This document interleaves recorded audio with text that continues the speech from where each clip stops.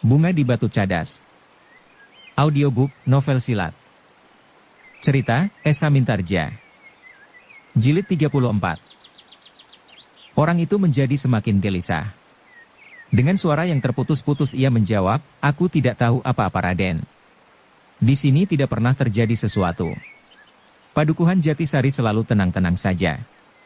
Hanya kali ini sepasukan prajurit itu datang di Jatisari bersama Raden." Juiring memandang orang itu sejenak, lalu, perampok misalnya, atau sebaliknya perampok yang tertangkap? Tidak, Raden. Tidak ada yang pernah terjadi. Raden Juiring menarik nafas dalam-dalam. Kemudian sambil tersenyum ia berkata, "Baiklah Paman. Silahkan jika Paman ingin segera mandi dan kemudian makan nasi hangat dengan sambal teri."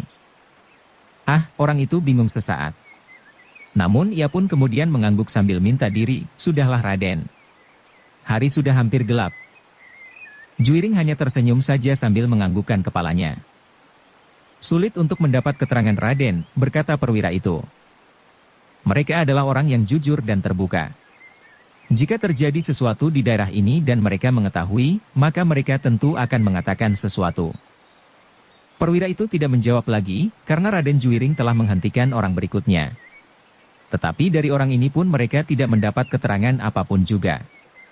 Menilik wajah dan sorot mata mereka, orang-orang Jatisari itu sama sekali tidak sengaja mengelabuinya dengan jawaban-jawaban yang menyesatkan. Bahkan beberapa orang yang kemudian juga dihentikan dan mendapat pertanyaan yang serupa, maka jawaban mereka pun serupa pula. "Nah, kau dengar," berkata Juiring kepada perwira itu, "mereka sama sekali tidak mengetahui apa yang telah terjadi atas keempat orang petugas sandi itu. Jika terjadi sesuatu di padukuhan ini, maka mereka tentu dapat mengatakan, misalnya terjadi perkelahian antara 4 orang melawan sepasukan laskar Raden Mas Said. Atau jika mereka tidak dapat menyebut demikian, maka mereka akan mengatakan, telah terjadi perkelahian antara beberapa orang gerombolan perampok, atau perkelahian antara orang-orang yang tidak dikenal. Tetapi ternyata mereka tidak mengetahui apapun juga. Tetapi 2 dari 4 orang itu pernah datang ke padukuhan ini Raden," sahut perwira itu. "Wajar sekali, karena tugas mereka memang di padukuhan ini. Mereka harus datang dan berusaha mendapat keterangan, kenapa orang-orang Jatisari tidak percaya bahwa perampok-perampok yang mengganas itu adalah anak buah Raden Mas Said. Justru mereka menganggap bahwa hal itu sengaja dibuat oleh kumpeni. Bagaimana jika tugas itu saja yang kita ambil alih? Kita bertanya kepada mereka, siapakah yang telah menyebarkan pendapat itu? Aku sudah tahu jawabnya. Tentu orang-orang berkuda atau orang gemuk berkuda coklat itu, atau orang berjambang berkuda putih. Siapakah mereka? Maksudku, tentu ada orang-orang Raden Mas Said yang berkeliaran di sini. Mungkin jejak kaki kuda yang kau lihat itu benar jejak kaki kuda anak buah Kamas Said. Mereka berkeliaran di daerah ini dengan berbagai maksud." Perwira itu menarik nafas dalam-dalam, lalu, "Raden, mungkin pertanyaanku agak terlampau jauh. Tetapi beberapa orang perwira tinggi dari kalangan bangsawan selalu menyebut Pangeran Mangkubumi. Apakah daerah ini menjadi daerah pengaruh Raden Mas Said atau Pangeran Mangkubumi?" Raden Juiring mengerutkan keningnya, lalu, "Aku tidak tahu pasti. Tetapi apa yang kau dengar tentang Pangeran Mangkubumi? Tentu Raden lebih tahu. Aku ingin memperbandingkan saja. Beberapa bangsawan telah sepakat untuk menyudutkan Pangeran Mangkubumi. Dasarnya, Raden tentu sudah tahu. Katakan, daerah palenggahan Pangeran Mangkubumi terlampau luas." "Tepat. Aku sudah mendengar. Di daerah yang terlalu hias itu sudah dibangun kekuatan yang dapat mengganggu ketenangan pemerintahan di Surakarta." "Nah, begitu Raden." Juiring mengangguk-angguk, lalu, "Apa kau sangka bahwa jejak kaki-kaki kuda itu adalah orang-orang dari daerah Sukawati?" Perwira itu tidak menyahut. "Atau barangkali kau ingin mengatakan bahwa mungkin sekali keempat orang itu tidak jatuh ke tangan anak buah Kamas Said, tetapi anak buah Pamanda Pangeran Mangkubumi. Seperti yang Raden katakan, ada banyak kemungkinan dapat terjadi. Aku belum memikirkan kemungkinan itu. Pamanda Pangeran Mangkubumi masih selalu menjalankan kewajibannya. Ia selalu datang menghadap ke istana pada saatnya. Dan ia tidak berbuat sesuatu yang dapat dianggap dengan berterus terang menentang pemerintahan Surakarta dan Kumpeni. Bukankah Raden sudah menyebutkan, di daerah Sukawati sudah dibangun kekuatan yang dapat mengganggu ketenangan pemerintahan di Surakarta? Bukankah itu baru merupakan perhitungan kita saja? Tetapi belum ada bukti perlawanan yang orang-orangan dari Pamanda Pangeran meskipun jelas Pamanda Pangeran Mangkubumi tidak senang melihat company semakin berpengaruh di Surakarta. Perwira itu mengangguk-angguk. Tetapi di dalam sudut hatinya, sebenarnya tersembunyi juga kecemasannya, bahwa yang berkeliaran di daerah ini tentu bukan hanya pasukan dari Raden Mas Said, tetapi tentu juga pasukan Pangeran Mangkubumi, yang diakui atau tidak diakui, kini sebenarnya sudah merupakan kekuatan yang dapat menggoyahkan kekuasaan di Surakarta. Agaknya kabut yang gelap segera akan menyelubungi Surakarta. Jika Pangeran Mangkubumi dan beberapa saat yang lampau berhasil menghentikan kegiatan Raden Mas Said, agaknya tidak mustahil bahwa pada suatu saat keduanya akan merupakan kekuatan yang menakutkan bagi Surakarta, berkata perwira itu di dalam hatinya. Perwira itu terkejut ketika Raden Juwiring menggamitnya sambil berkata, kita tidak akan mendapatkan keterangan apa-apa. Karena itu, kita harus mengambil kesimpulan. Kita harus menghubungkan hilangnya keempat orang itu dengan jejak kaki-kaki kuda itu. Mungkin sekali. Raden Juwiring mengangguk, lalu, marilah kita kembali ke induk pasukan. Besok kita melanjutkan usaha kita terakhir. Demikianlah maka Raden Juwiring pun segera kembali ke induk pasukannya. Mereka bermalam di halaman yang agak luas itu. Sebagian tidur di pendapa beralaskan tikar pandan. Yang lain digandok sebelah menyebelah, dan yang lain lagi di halaman beralaskan ketepe belarak yang mereka anyam sendiri. Sedang di beberapa bagian, prajurit yang bertugas masih tetap bersiaga. Apalagi mereka mengetahui bahwa daerah itu merupakan daerah yang menyimpan beberapa rahasia yang belum terpecahkan, sehingga pasukan berkuda itu perlu berhati-hati. Sementara itu di dapur rumah itu pun menjadi sibuk. Mereka harus menyediakan makan prajurit-prajurit berkuda yang ada di halaman itu. Meskipun seorang perwira prajurit itu memberikan sekedar uang kepada penghuni rumah itu sebagai ganti bahan-bahan makanan yang mereka pergunakan, namun menyediakan makan untuk sekelompok prajurit tanpa disiapkan lebih dahulu, adalah pekerjaan yang cukup berat. Di pagi harinya, Raden Juwiring membawa beberapa orang pengawal berkuda mengelilingi padukuhan itu. Tiba-tiba saja anak muda itu tertarik untuk pergi ke padukuhan di seberang bulak. Katanya kepada para pengawalnya, mungkin terjadi sesuatu atas keempat orang itu, tetapi tidak di padukuhan ini justru ketika mereka sudah meninggalkan daerah ini. Maksud Raden? Kita pergi ke padukuhan sebelah. Demikianlah maka Raden Juwiring dengan beberapa orang pengawalnya pun pergi ke padukuhan sebelah. Padukuhan yang terpisah dari Jatisari oleh sebuah bulak yang agak panjang. Adalah mendebarkan hati, ketika Raden Juwiring justru mendapat keterangan dari seorang petani di padukuhan tersebut, bahwa di Pategalan seseorang terdapat bekas kaki-kaki kuda yang agaknya ditambatkan di malam hari. Dari mana kau tahu? Bertanya Raden Juwiring. Orang itu bercerita kepada setiap orang, bahwa di pagi hari ketika ia pergi ke Pategalan diketemukan jejak-jejak kaki kuda. Agaknya bukan hanya seekor. 3 atau 4. Juwiring pun segera tertarik kepada cerita itu, sehingga sejenak kemudian, ia pun telah berhadapan dengan pemilik Pategalan itu. Tetapi yang dapat diceritakan oleh pemilik Tegalan itu tidak lebih dari yang sudah didengarnya, ia hanya melihat jejak kaki-kaki kuda. Selebihnya tidak. Namun dengan demikian Juwiring mengambil kesimpulan bahwa keempat petugas sandi itu sudah melakukan tugasnya di Jatisari. Namun mereka tidak dapat kembali ke induk pasukannya. Waktu yang diperlukan sudah cukup lama. Jika tidak terjadi sesuatu atas mereka bersama-sama, maka salah seorang dari mereka tentu sudah kembali dan melaporkan apa yang telah terjadi. Perwira yang mengikutinya pun mengambil kesimpulan serupa. Dengan ragu-ragu ia berkata, agaknya keempatnya sudah dibinasakan Raden. Atau mereka tertangkap hidup-hidup dan ditawan oleh pasukan Raden Mas Said, atau Pamanda Mangkubumi maksudmu? Perwira itu mengangguk. Juwiring menarik nafas dalam-dalam. Sebenarnya ia masih mempunyai dugaan lain, meskipun tidak dikatakannya kepada siapapun juga. Di Jati Aking ada Kiai Danatirta dan Arum. Jika keduanya bertindak atas keempat petugas sandi itu, maka keempatnya tentu tidak akan dapat berbuat banyak. Namun jika demikian, kemanakah kuda-kuda itu pergi? Raden Juwiring menarik nafas dalam-dalam. Tugasnya kau ini memang sangat berat. Berat bagi pasukannya dan berat bagi perasaannya sendiri.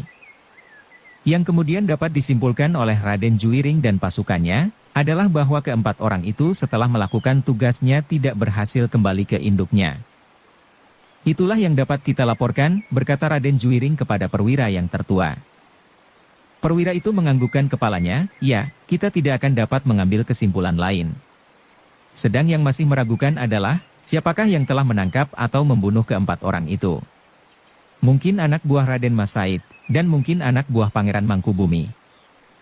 Pamanda Pangeran belum berbuat sesuatu.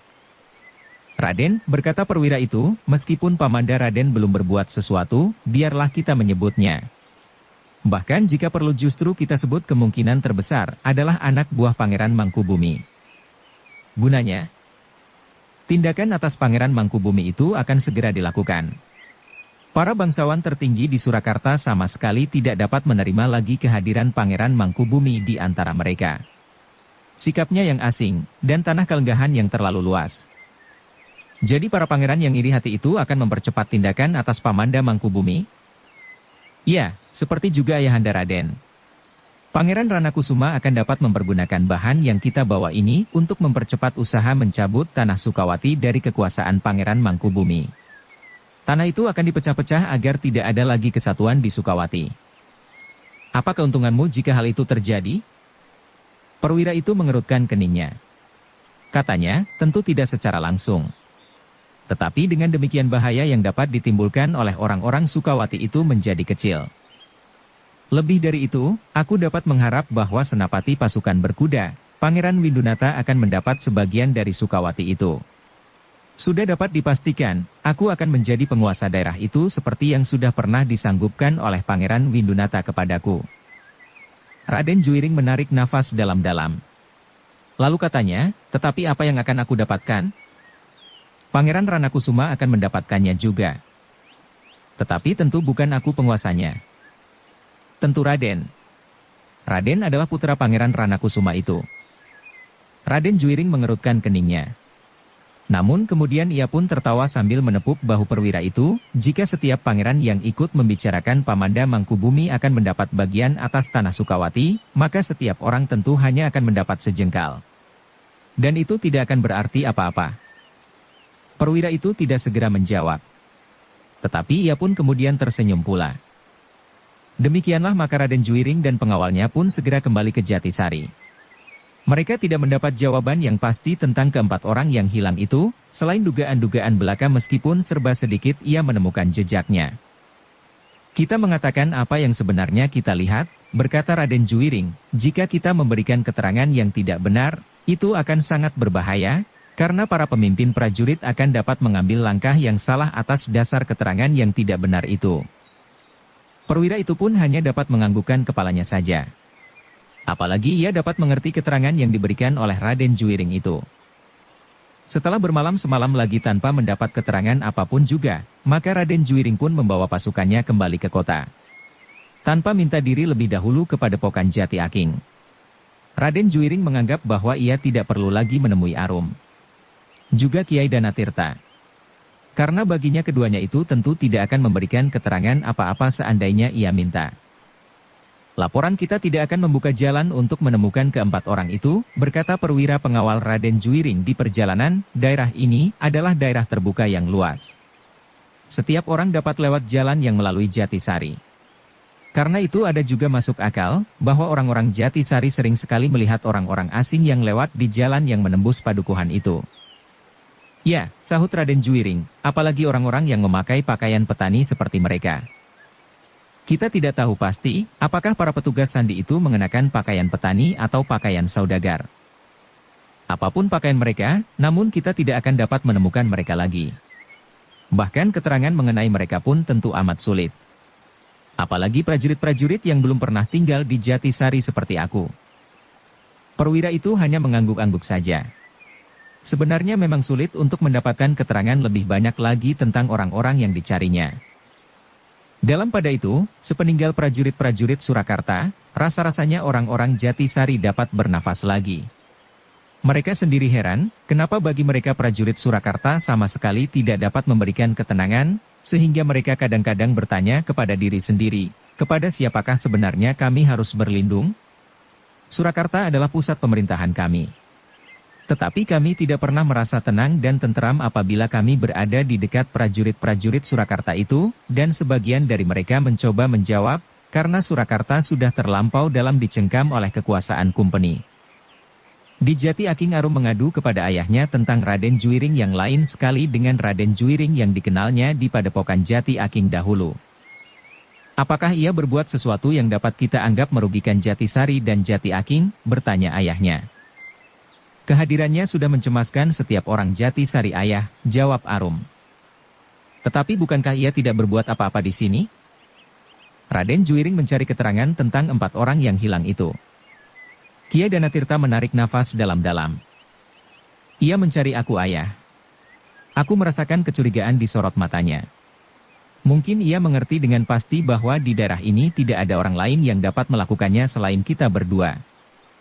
Tetapi ternyata ia keliru. Bukankah orang-orang itu telah dibawa oleh Surah? Tetapi bukankah sebagian sudah benar? Kiai Danatirta mengangguk-angguk. Katanya, tetapi sikapmu sudah benar Arum. Dan aku pun menganggap bahwa memang sebaiknya aku tidak menemuinya.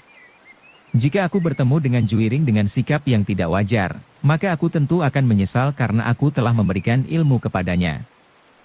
Bahkan semua dasar-dasar ilmu Jati Aking.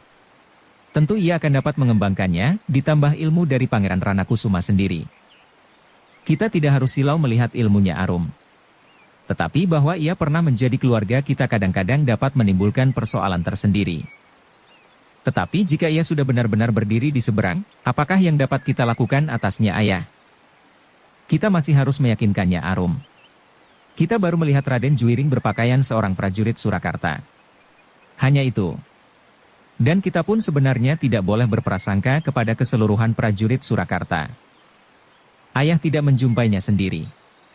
Jika ayah bertemu dengan Raden Juiring sendiri, maka ayah tentu akan merasakan perubahan itu. Bukan sekedar bentuk badariah, tetapi agaknya juga sikap batinnya. Kiai Danatirta menarik nafas dalam-dalam. Katanya, aku akan mencari bukti yang lebih meyakinkan tentang sikapnya itu Arum. Arum memandang ayahnya sejenak. Namun seakan-akan ia tidak dapat merasakan kesungguhan kata-kata ayahnya itu. Seakan-akan ayahnya itu berkata kepadanya di masa kanak-kanak jika seseorang nakal kepadanya, biarlah nanti aku putar telinganya Arum.